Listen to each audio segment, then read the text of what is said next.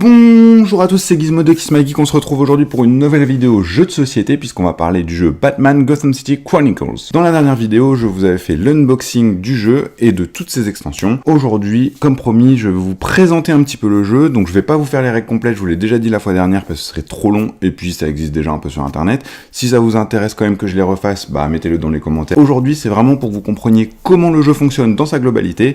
Pourquoi? Tout simplement parce qu'en ce moment, c'est la saison 2 jusqu'au 18 juin. Donc si ça vous intéresse et que vous n'avez pas encore acheté le jeu, vous pouvez à nouveau l'acheter, puisque dans la saison 2, vous avez la possibilité d'acheter la saison 1 et le all-in de la saison 1, c'est-à-dire avec tous les extensions. Sinon, pour ceux qui l'ont déjà, évidemment, vous pouvez y aller pour acheter des extensions, dont la Suicide Squad, la Ligue des Assassins, etc., etc. Mais ça, je vous laisserai voir tout ça. Je vous le mets dans la description de la vidéo, je vous mettrai tout simplement le lien vers le Kickstarter de la saison 2. Bon ça y est, commençons à présenter le jeu. Alors qu'est-ce que c'est que Batman Gotham City Chronicles? Donc c'est un jeu de plateau, évidemment, un jeu d'affrontement qui est asymétrique. Quand je dis que c'est un jeu asymétrique, qu'est-ce que ça veut dire? Ça veut dire tout simplement que les vilains et les héros ne vont pas jouer de la même façon. Il ne va y avoir qu'un et un seul joueur qui va jouer tous les vilains dans cette boîte-là, et 1 à 3 joueurs qui va pouvoir jouer les héros dans cette boîte-ci. A noter que dans la saison 2, vous pouvez avoir une extension pour jouer à 5, donc avoir un 4e héros en mode aventure. Alors encore une fois, quand je dis qu'il va jouer tous les vilains, ça veut pas dire qu'il va jouer un seul personnage à la fois. Ça veut dire qu'il va avoir un plateau de jeu différent, le plateau de l'Overlord, qui gère tous les personnages vilains en même temps. Mais ça, je vous le montre dans 2 minutes, dès qu'on commence à regarder l'intérieur du jeu. Les héros, quant à eux, ont chacun leur tablette individuelle, avec leur point de vie, etc. Mais ça, pareil, on le verra juste après. Et c'est parti pour tout de suite découvrir, un peu en retard, le jeu Batman Gotham City Chronicles avec cette vidéo de présentation du jeu. Alors voilà, on rejoint cette partie en cours de Batman Gotham City Chronicles, où on le voit, il y a Batman juste ici, il y a Red Hood juste ici, et il y a Catwoman juste ici, qui doivent se battre contre les méchants, qui sont menés cette fois-ci par Bane, pour désamorcer les petites bombes comme ceci, sachant qu'il y a aussi des ordinateurs qui permettent d'actionner les bombes à distance. Comme je vous ai dit, ce ne sera pas des explications de règles complètes, mais c'est pour vous montrer un peu comment ça marche. Donc, comment ça marche? Par mission, les héros et les vilains ont chacun un objectif, souvent qui est diamétralement opposé tout simplement, et ils ont un certain nombre de tours pour le réaliser. Donc ça, c'est la piste des tours. Quand elle est bleue, ça veut dire que les héros ont l'initiative et qu'ils joueront en premier. Quand elle est grise, ça veut dire que ce sont les vilains qui auront l'initiative. Dans ce scénario, c'est en bleu et ça se joue jusqu'à 7 tours, ici.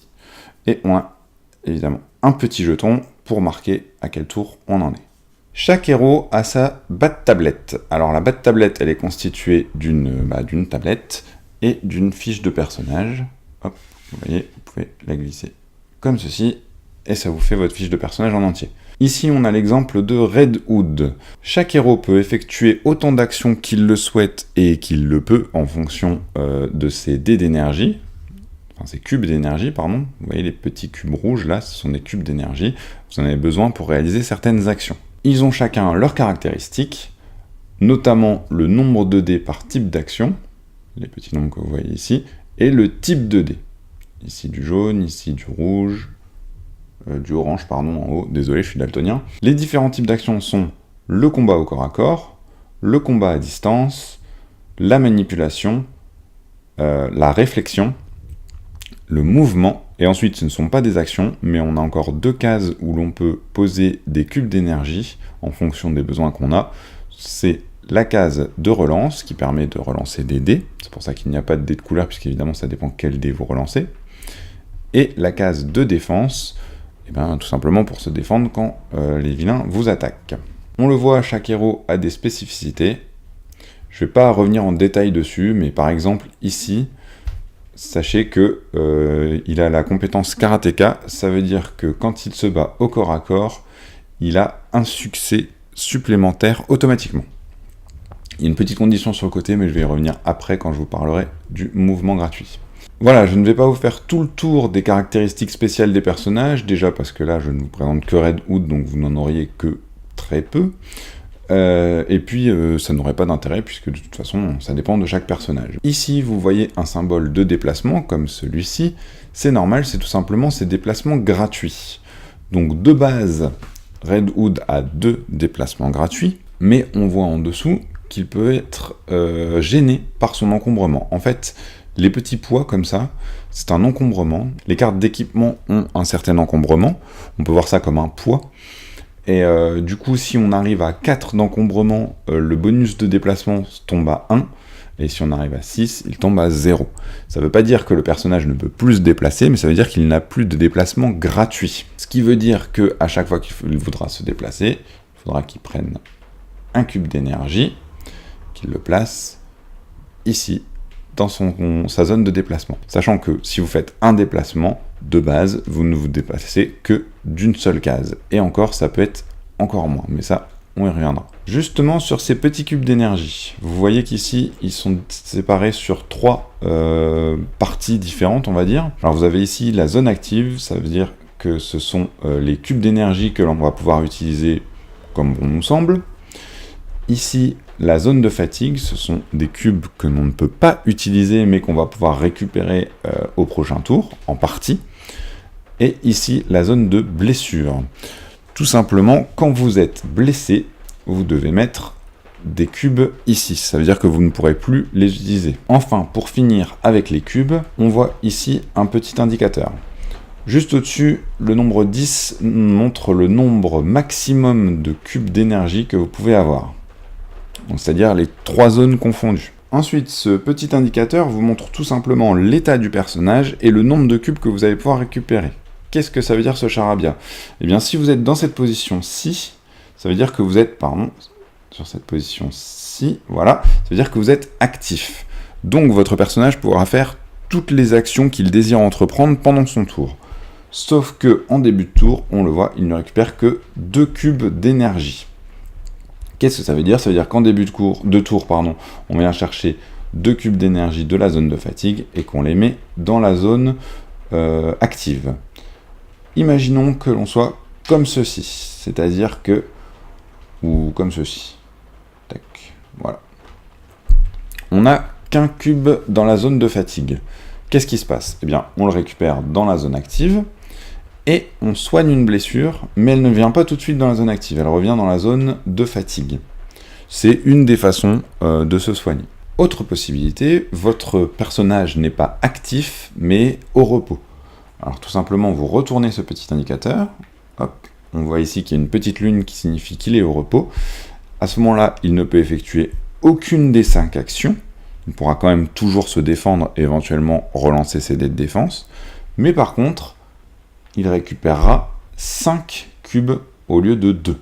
Évidemment, si vous tombez, entre guillemets, mort, donc pas vraiment mort, mais si tous vos cubes d'énergie sont dans la zone de blessure, eh bien, comme ce sont des héros, ils ne meurent pas, mais ils vont être forcés de se mettre en repos, sachant que du coup, ça vous prendra 2 tours, puisqu'il vous faudra un tour pour les ramener ici, puis un autre tour pour les ramener ici. Voilà, imaginons maintenant que Red Hood veuille attaquer. Il prend ses petits dés d'énergie, et il va les placer sur son attaque à distance. On voit ici qu'il peut avoir 3 cubes maximum, c'est-à-dire 3 dés maximum, qu'il va pouvoir poser dessus. Hop, il va décider d'en mettre, tiens, 2. Tac. Pour attaquer cette petite chouette ici. Sacrée chouette. Il récupère ces 2 dés rouges, il les lance. Tac. Ah, bah, pas de bol là, parce que ça fait vraiment pas beaucoup. On va dire qu'il décide de faire une relance. Hop, voilà. Donc, comme vous le voyez ici, il est maintenant à 4 succès. Alors, il faut déjà savoir que la chouette, je vous montre sa carte, hop, elle a ici 2 points de défense. Par contre, elle n'a qu'un point de vie. Donc ça veut dire qu'avec 3 succès, on la tue. 2 pour annuler sa défense, 1 pour tuer son point de vie. Imaginons que le méchant veuille sauver sa chouette, il peut placer un dé d'énergie, un cube pardon d'énergie sur la zone de défense. Je vous la montrerai tout à l'heure quand je vais vous montrer le plateau de l'Overlord, donc du méchant. Mais voilà, imaginons, il fait ça, il récupère un dé jaune, hop, il le lance, un succès. Bon bah pas de bol parce que ça fait du coup 4 moins 1, 3, il meurt quand même. Évidemment, s'il avait fait 2 succès, hop, sa chouette serait sauvée. Mais bon, là, il a fait ça. Tac, la chouette est morte. Et admettons que cette chouette était la dernière du plateau. Là, c'est le cas dans l'exemple que je vous montre. Cette face devient inutilisable, évidemment. Mais je vais vous montrer encore une fois après comment est le plateau du méchant. Il faut alors la retourner. Hop. Et ça, c'est la version inactive d'une tuile. C'est-à-dire que, voilà, c'est un peu une tuile morte, quoi. Le personnage ne peut plus les utiliser, puisqu'il n'y a plus personne sur le plateau, mais elle va prendre de la place de la rivière, on va voir que c'est gênant. C'est exactement le même fonctionnement pour les autres types d'actions. Par exemple, tout simplement le déplacement. Hop, je prends un cube, pardon, je vais y arriver, d'énergie, je le place sur la case de déplacement, et donc mon Redwood peut se déplacer d'une case. Hop. Ça y est, il est sur la case avec la bombe. Il va pouvoir essayer de la désamorcer. Pour désamorcer une bombe, il va avoir besoin de la manipuler. Donc il faut qu'il mette des dés dans la manipulation et qu'il réussisse un certain nombre de succès. Alors le nombre de succès est dépendant de la mission. C'est écrit dans le descriptif de la mission. Cette fois-ci, imaginons, il utilise 5 dés jaunes. Alors sur ce scénario, il faut 6 succès pour y arriver. Ici, on a fait 2, 4 et 6. Alors on se dit, ouais, super, il désamorce la bombe. Sauf que non. Parce que ce que je vous ai pas dit, c'est que donc, on a un phénomène de gêne. Ici, vous le voyez sur le plateau, sur la même case que Redwood, il y a 2 ennemis. Ces 2 ennemis ont un indice de gêne. Hop, c'est l'indice qui se présente ici. Pardon, je vais mettre au centre. Voilà. Au-dessus, vous avez un chiffre. Bon, la plupart du temps, c'est 1, mais ça peut être plus.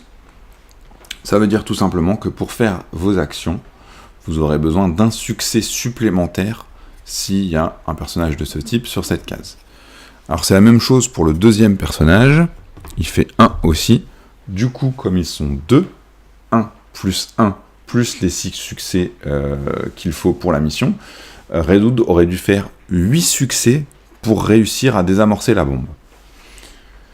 Et c'est exactement le même principe pour, par exemple, les déplacements. C'est-à-dire que, imaginons que Redwood est ici. On va reprendre ça. Tac, tac. Bon, il veut se déplacer parce qu'il veut aller tirer sur Bane et que d'ici, il n'a pas de ligne de... Si, il a une ligne de vue. Mais bon, disons qu'il veut se déplacer. Donc, hop, il va se dire, hop, je mets un cube ici. Et comme ça, je peux me déplacer d'une case. Eh bien non, parce que vous avez 2 gènes également. Donc, s'il veut se déplacer d'une case, il va lui falloir mettre 2 cubes pour sortir, plus 1 pour se déplacer. Ce qui fait 3 cubes pour se déplacer d'une seule case. Bon, évidemment, on prend en compte les actions gratuites. Hein. Donc, en fait, là, il aurait pu en mettre qu'un seul pour sortir. À l'inverse, hop, imaginons toujours, il est ici. Catwoman, hop, par miracle, arrive à se mettre dans la même case. En fait, il y a un des héros qui gère un des méchants. C'est-à-dire que pour toutes les gènes, donc que ce soit pour désamorcer ou pour vous déplacer, eh bien, là, la gène sera réduite à 1. Pourquoi ? Parce que, donc, imaginons que là, il va lui faire le désamorçage. Enfin, bon, là, je vous conseille plutôt Catwoman parce qu'en manipulation, elle est vachement plus forte. Mais bref, donc, il veut faire son désamorçage, il lui faut 6 succès, 7 succès, 8 succès, mais il y a Catwoman qui va s'occuper, disons, de lui, hein, tac. Du coup, ce succès-là n'est plus nécessaire, il n'a plus besoin que de 6-7 succès. Il est important de noter que pendant la phase des héros, tous les héros peuvent jouer dans n'importe quel ordre, faire n'importe quelle action, et ce n'est qu'une fois que tous les héros ont décidé ensemble d'arrêter leur phase de jeu, soit parce que ils ont plus de dés actifs, comme ça, soit parce qu'ils en ont encore, mais soit ils ont plus d'actions à faire, enfin ils ont plus envie de faire des actions, soit ils décident de garder une partie des dés pour, par exemple, se défendre une fois que les méchants seront en train de jouer.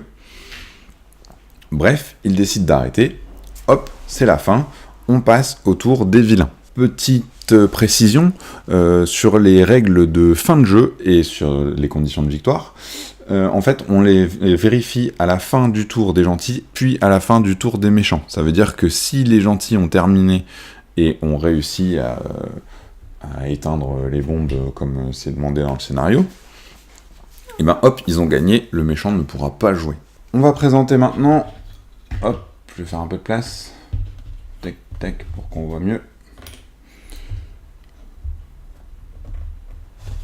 On va présenter maintenant le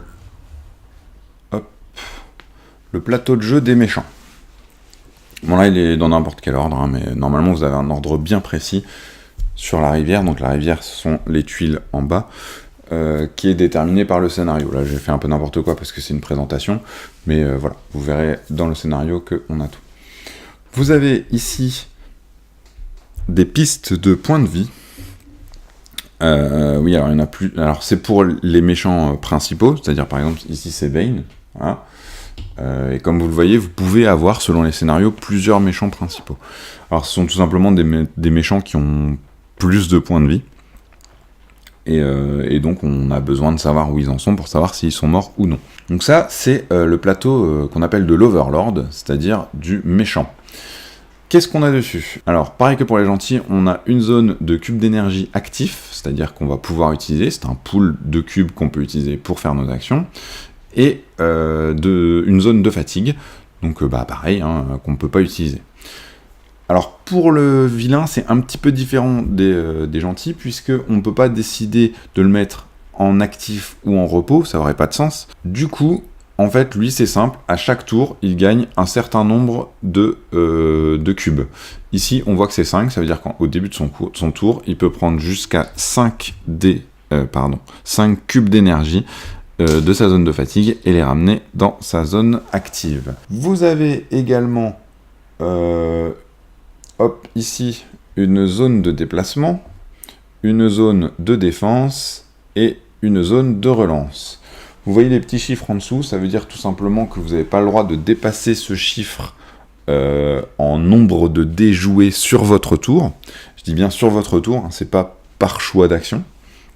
Donc ça veut dire que pendant votre tour, vous ne pouvez pas faire plus de 3 déplacements supplémentaires, actions de déplacement supplémentaires, vous ne pouvez pas faire plus de 3 défenses, et vous ne pouvez pas faire plus de 4 relances. Comme vous le voyez, en dessous, vous avez une rivière. Cette rivière présente des tuiles différentes, par exemple cette tuile-ci, ou la tuile des hiboux qu'on a vu tout à l'heure.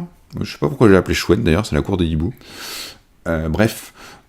Qui, elle, on le voit avec ce petit graphisme, n'est plus utile, n'est plus utilisable. Au-dessus de chaque tuile, vous avez un nombre. Ça va être le coût d'activation de la tuile. C'est-à-dire qu'à chaque tour, le vilain peut déclencher jusqu'à 2 tuiles.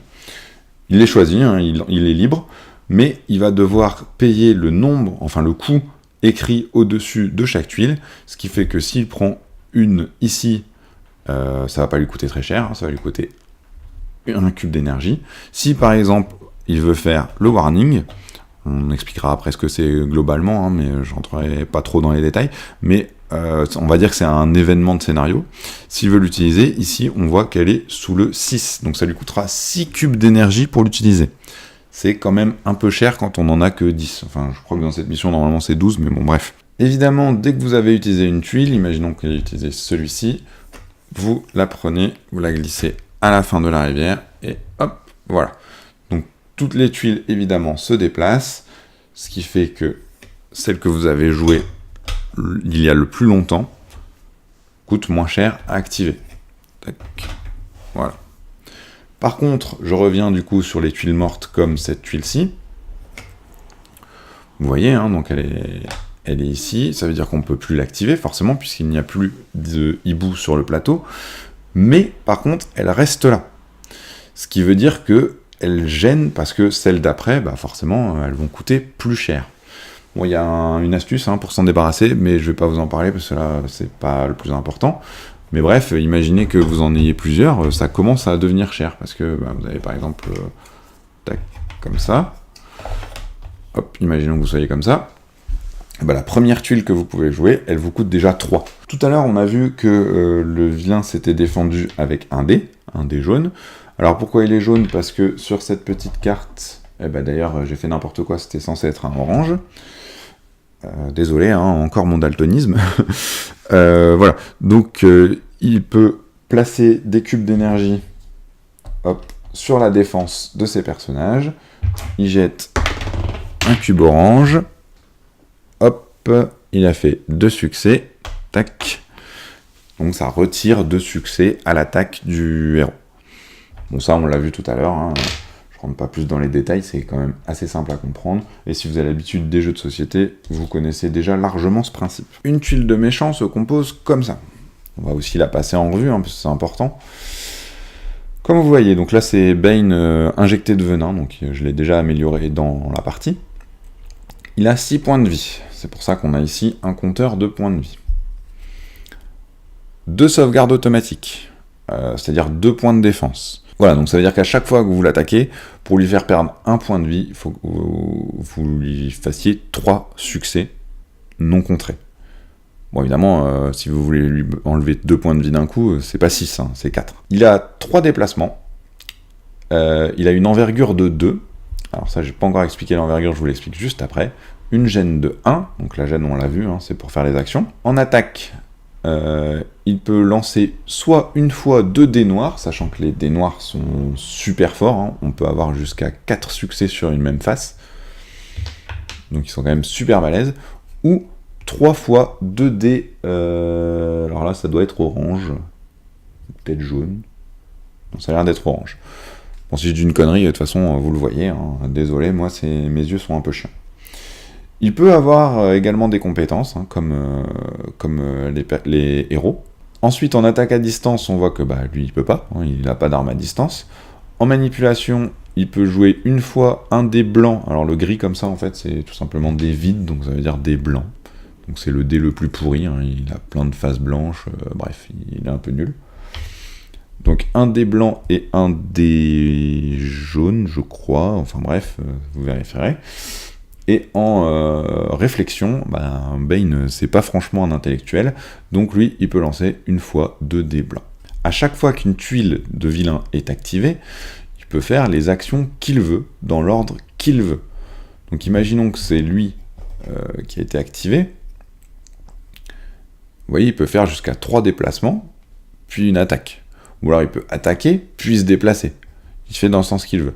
Par contre, s'il fait un déplacement, et qu'il se déplace que de 2, il ne lui reste pas derrière un déplacement. C'est un déplacement jusqu'à 3. Voilà, imaginons qu'on est comme ceci. Donc là, vous voyez, c'est une case, en fait, à l'intérieur du train.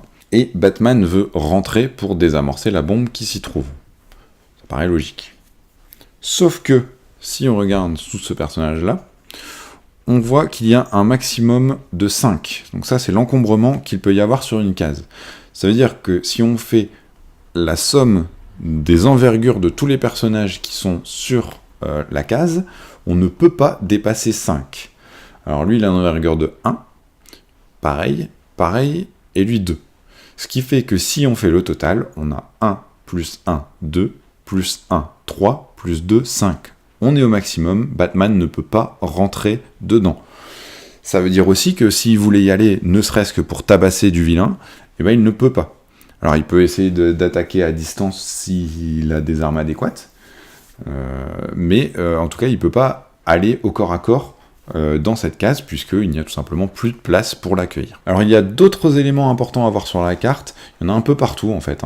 Donc comme on l'a vu là, il y a les encombrements maximum, on peut voir par exemple si une zone est dangereuse, on peut voir les lignes de vue, tout simplement, parce que par exemple, donc ça, c'est une démarcation de case.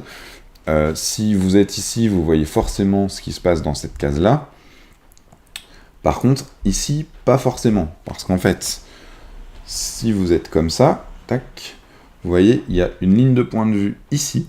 Pardon, un point de... on le voit pas, mais il y a un point de vue qui est ici, un point de vue qui est là. Si... de ligne de vue plutôt, je devrais dire. Si vous arrivez à tracer une ligne droite, tac, entre les deux, sans toucher un obstacle, vous avez une ligne de vue. Sinon, vous n'en avez pas. Ici, vous passez par la rame de métro, donc vous n'avez pas de ligne de vue. Imaginons que vous soyez comme ça, tac, et comme ça, et bien Redwood ne peut pas tirer sur lui. On a aussi différents niveaux. Alors, par exemple, ici, vous êtes sur un quai, là, vous êtes sur une voie. Évidemment, c'est pas le même niveau. Vous avez un niveau de moins. Là, vous êtes pareil, hein, sur le quai.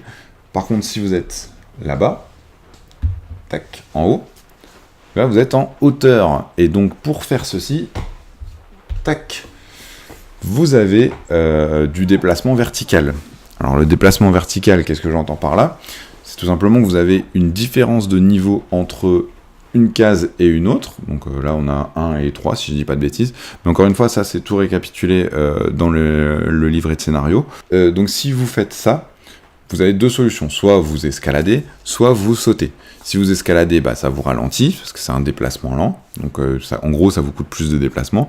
Si vous sautez, alors soit vous avez comme Batman, d'ailleurs je ne sais plus s'il l'a dès le départ, si soit vous avez comme Batman une capacité qui fait que vous avez le droit à un certain niveau enfin pas d'escalade, mais justement de chute ou de saut gratuit, donc qui ne vous pose pas de problème, soit vous ne l'avez pas, et à ce moment-là, si vous faites ce déplacement, en fait vous devez jeter des dés pour savoir en fait si vous êtes blessé.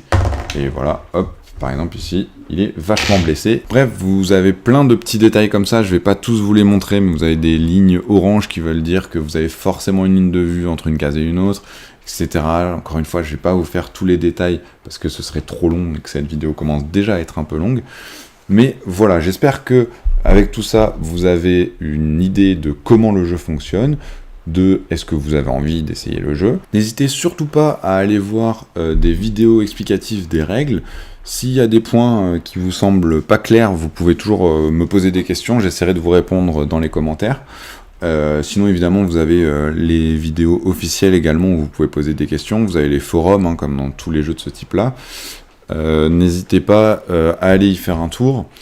Alors moi, personnellement, je les aime pas trop les vidéos officielles de Monolith, mais bon, ça c'est vraiment personnel. Mais ils en ont fait des nouvelles en anglais que je trouve beaucoup plus sympa à suivre. Donc si vous parlez anglais, je vous conseille plutôt celle-là que les premières qui avaient été faites, qui à mon avis avaient un petit problème au niveau du dynamisme et de la voix qui faisait que c'était assez compliqué à suivre. Voilà, c'était la vidéo de présentation de Batman Gotham City Chronicles comme je vous l'avais promise dans la dernière vidéo.